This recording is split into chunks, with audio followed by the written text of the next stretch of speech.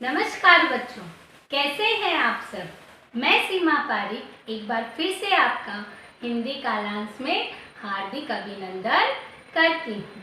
जैसा कि आपको याद होगा कि हमारा जो पिछला पाठ था हमने अच्छे से उसको समझा और हमने सीखा कि हमें जानवरों को कैद में नहीं रखना चाहिए।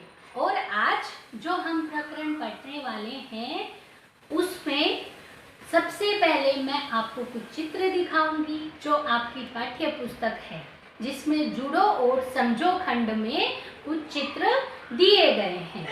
उनके बारे में हम पहले उन चित्रों को देखेंगे, फिर उनके ऊपर हम चर्चा करेंगे। लेकिन चर्चा करने से पहले मैं आपको एक प्रश्न पूछना चाहती हूँ। क्या आप कभी चिड़ियाघर गए हैं? गए हैं?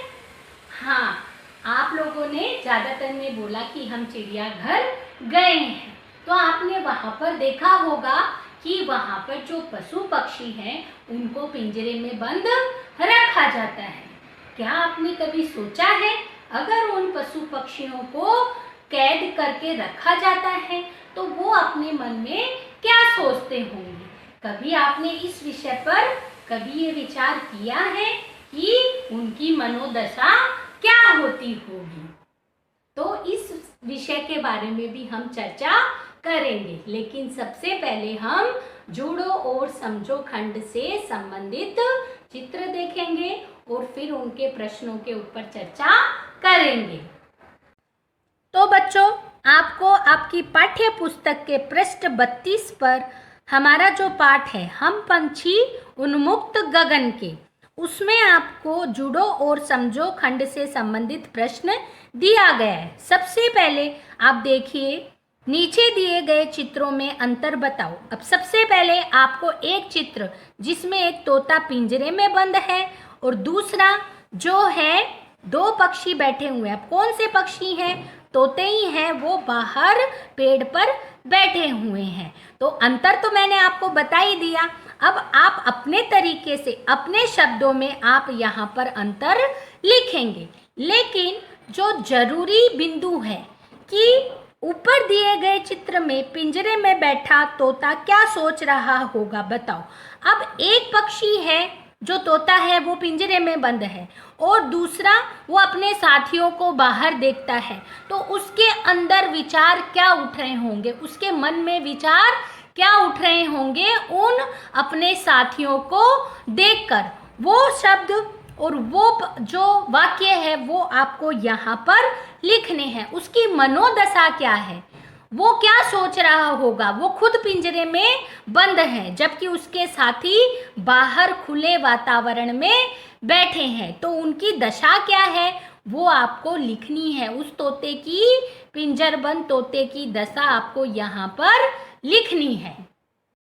तो बच्चों, जैसा कि आपने जुड़ो और समझो खंड से संबंधित प्रश्न देखा, जिसमें एक पक्षी को पिंजरे में बंद किया गया और दूसरी तरफ आपने देखा कि जो पक्षी हैं वो आराम से पंख फैलाकर पेड़ पर बैठे हैं।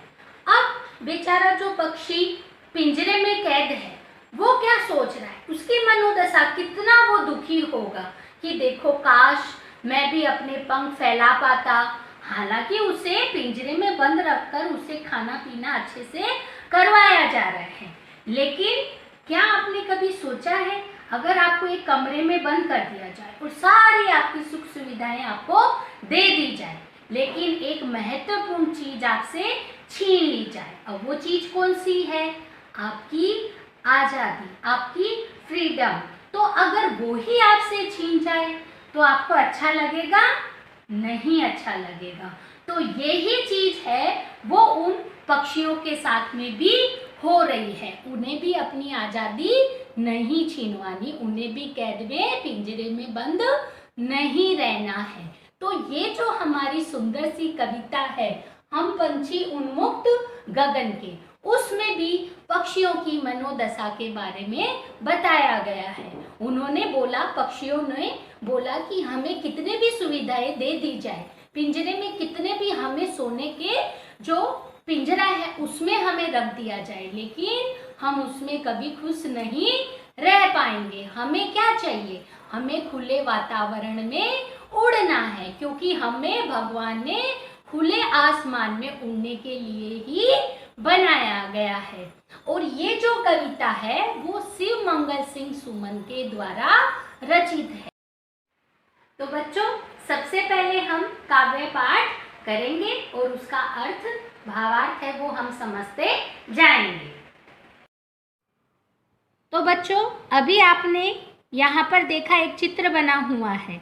सोने का पिंजरा बना हुआ है जिसमें पक्षी बंद है। अब उसकी मनोदशा क्या रहती है, पहले हम कविता पाठ करेंगे, उसके बाद में उसका अर्थ समझेंगे। तो सबसे पहले कविता पाठ करेंगे। तो यहाँ पर शुरू करते हैं। हम पंछी उन्मुक्त गगन के, पिंजर बंद न गा पाएंगे, कनक तीलियों से टकराकर पुलकित पंख टूट जाएंगे। अब पक्षी यहाँ पर क्या बोल रहा है? पक्षी क्या बोल रहा है कि हम खुले आसमान में रहने वाले हैं। अगर हमें सोने के पिंजरे में बंद किया गया तो हम पिंजरे में बंद रहकर गुनगुना नहीं पाएंगे, चहचहा नहीं पाएंगे।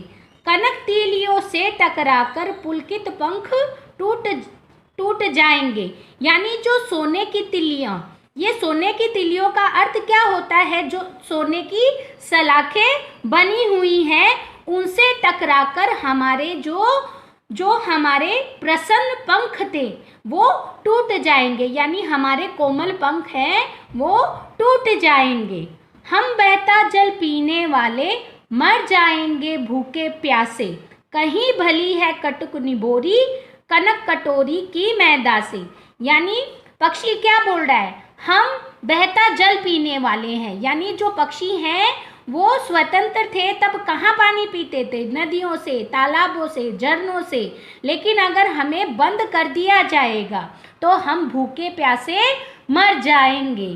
कहीं भली है कटुक निबोरी कनक कटोरी की मैदा से। अगर हमें सोने के पिंजरे में भांति भांति के सोने की कटोरी में मैदा से बने भोजन दिया जाएगा, उससे तो भला अगर हम स्वतंत्र रहकर हम कड़वी निबोरी खाना भी पसंद करेंगे।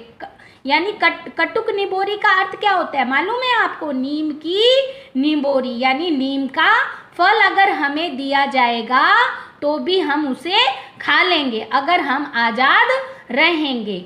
लेकिन अगर आप हमें पिंजरे में बंद रहकर भी अगर अच्छे अच्छे भोजन दोगे तो वो हमें खाना पसंद नहीं होगा।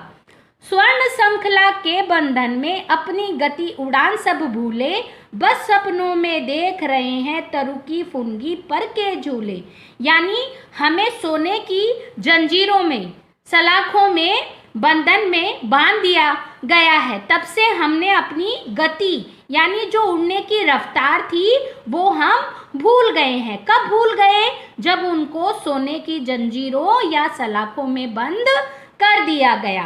अब तो हम बस खाली तरु की फुनगी पर के झूले, यानी जो पेड़ की सबसे ऊंची शाखा है उसकी टहनी है उस पर झूलने का सपना तो खाली हम सपनों में ही देख रहे हैं। क्योंकि जब पक्षी आजाद था तो पेड़ की सबसे ऊंची टहनी पर बैठ के झूलता था, लेकिन अब वो खाली सपना ही रह गया है। ये सब चीजें वो सपने में ही देख रहा है। अब बच्चों, जो पाठ में आए शब्दार्थ हैं आप उनको अच्छे से देखिए। उन्मुक्त, आजाद, पिंजरबद्ध, पिंजरे में बंद, कनक तिलियों, सोने की सलाखें, पुलकित, प्रसन्न, कटुक, कड़वी, निंबोरी, नीम का फल, फुनगी, पेड़ की सबसे ऊंची टहनी। तो बच्चों, अभी हमने जो भावार्थ था वो समझा, साथ में हमने पाठ में आए कठिन शब्दों के अर्थ भी समझे। अब हमारे जो पाठ्य पुस्तक है पे पृष्ठ है उसका 34, उस पर कुछ प्रश्नोत्तर दिया गया है। जितना हमने पढ़ा है उससे संबंधित प्रश्नोत्तर दिए गए हैं। जैसे सही उत्तर पर सही का निशान लगाओ। तो सबसे पहला प्रश्न हमारा क्या है? पंछी क्यों नहीं गा पा रहे थे? किस कारण से नहीं गा पा रहे थे? पिंजरे में बंद होने के कारण। उदास होने के कारण या भूखे होने के कारण। आपको मालूम है पिंजरे में बंद होने के कारण पक्षी नहीं गा पा रहे थे। दूसरा जो प्रश्न है, पंछी के पंख कैसे टूट जाएंगे? सोने के पिंजरे की सलाखों से, लड़ाई करने से। तो अभी हमने पढ़ा कि सोने की पिंजरे की सलाखों से जो पक्षी के पंख हैं वो टूट जाएंगे। तो यहाँ पर हमें निशान लगाना है। तीसरा जो हमारा प्रश्न है, पंछी ने किसे अच्छा माना है? कड़वी निबोरी को, फूल को, मैदा को। किसे माना था कि आज़ादी में अगर हम होंगे तो कड़वी निबोरी भी हमें अच्छी लगेगी। तो इस पर हमें निशान लगाना है। इसके बाद में हमारा अंतिम प्रश्न है, पिंजरे में बंद पंछी पेड़ की चोटी पर झूले कैसे ले पाते हैं? सपने में, पिंजरे में, पेड़ पर। तो अभी जब पक्षी बंद था पिंजरे में तो सपने में ही ये ऊंची चोटी पर बैठ के झूला ले पा रहा था। तो सपने में यहाँ पर हमें निशान लगाना है। तो बच्चों, आज हमने जो कविता की कुछ पंक्तियां थी उनका भावार्थ समझा। आगे के कालांश में जो हमारी कविता है उसकी जो बची हुई पंक्तियां हैं उनका भावार्थ हम समझेंगे और साथ में कुछ प्रश्नोत्तर और कठिन शब्द हैं और शब्दार्थ हैं उन पर चर्चा करेंगे। तब तक के लिए नमस्कार, सुरक्षित रहिए, स्वस्थ रहिए।